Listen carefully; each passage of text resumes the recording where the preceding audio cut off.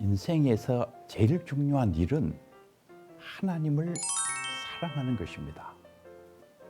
저 하늘에 떠 있는 태양만 봐도 하나님 계심을 알 수가 있어요.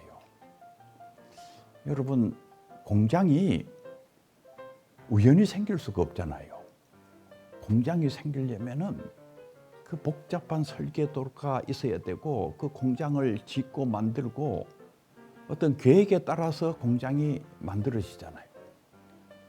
바람이 불어가지고 토네이도가 불어가지고 갑자기 공장이 만들어졌다. 그거 거짓말이에요.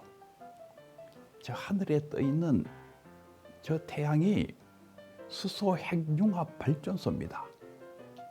저 어마어마한 핵융합 발전소, 저기에서 엄청난 에너지가 나오잖아요. 저게 우연에 의해서 생겼겠어요? 저는 태양만 봐도 하나님이 계시는구나. 시편 19편 1절에 보면은 하늘이 하나님의 영광을 선포하고 궁창이 그 손으로 하신 일을 나타내는도다. 시편 14편 1절에 보면은 어리석은 자는 그 마음에 이르기를 하나님이 없다 하도다. 하나님께서 존재하지 않는다고 하는 사람들이 어리석은 사람들이에요. 중고등학교 교과서에 보면은 최초의 생명체 그 발생과 관련해 가지고 유명한 밀러 유리 실험이 있어요. 그 실험을 이렇게 보면은 거기 물과 수소와 암모니아와 메테인 이거를 섞어 가지고 물을 뜨겁게 만들잖아요. 거기에서 아미노산이 이제 나옵니다. 이 아미노산이 단백질을 구성하는 요소거든요. 그래서 이 우연에 의해 가지고 이 단백질 유기물인 이 아미노산이 만들어질 수 있다. 그러니까 신이 생명체를 창조한 것이 아니고 우연에 의해서 만들어진 것이다.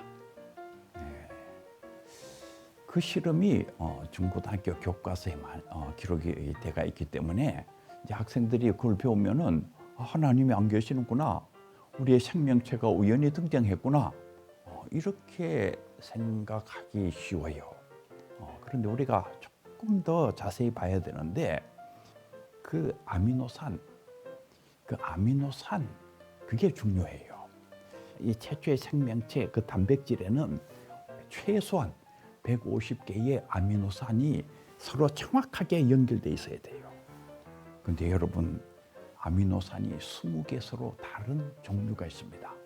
그런데 이게 정확하게 배열되어 있어야 돼요. A라는 아미노산이 여기 있으면 그 다음 B라는 아미노산이 여기 있고, C라는 아미노산이 여기 있고 밑으로 있고, D라는 아미노산은 또 여기에서 이렇게, E라는 아미노산은 또 이렇게 가 있어. 그런데 여러분, 우연에 의해서 바람이 쌩 불면은 A가 여기 오고 B가 여기에 가고 C가 여기에 가고 D가 여기에 가고 E가 여기에 가고, 이게 가능하겠어요? 이게 150개의 아미노산이 정확하게 그 자리에 가야 됩니다. 그 다음에 E가 여기에 가 있는데 F는 그럼 이렇게 가야 되고, 그 다음에 G는 또 이렇게 가야 되고, 이게 우연에 의해서 일어날 가망이 없어요. 최근에 과학자들이 깊이 연구해 보니까 이게 우연에 의해서 될 가망이 절대로 없구나. 2020년 바로 작년이지요. The Mystery of Life's Origin이라는 책이 출간이 됐어요. 생명의 기원에 대한 신비하는 책이죠. 거기에서 세계적인 나노과학자, 정말 미국이 자랑하는 대단히 유명한 나노과학자이신 제임스 투어 교수님께서 우연에 의해서 이 최초의 이 단백질이 생겨날 가능성, 이거를 연구를 해보니까 10의 790억 승분의 1이더라는 거예요. 여러분, 10의 790억 승분의 1의 가능성이 일어날 수가 있겠어요. 이 최초의 이 단백질 아미노산 150개가 정확하게 그 자리에 존재하려면은 정보가 10의 790억 승의 정보가 있어야 된다는 것이에요.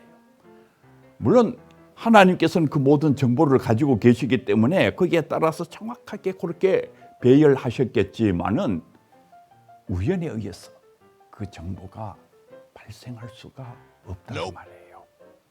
이 생명이 우연에 의해서 태어날 수 없다는 그 결정적인 이유는 정보 때문에, 이 복잡한 정보가 우연에 의해서 절대로 생겨날 수가 없다 그 말이에요.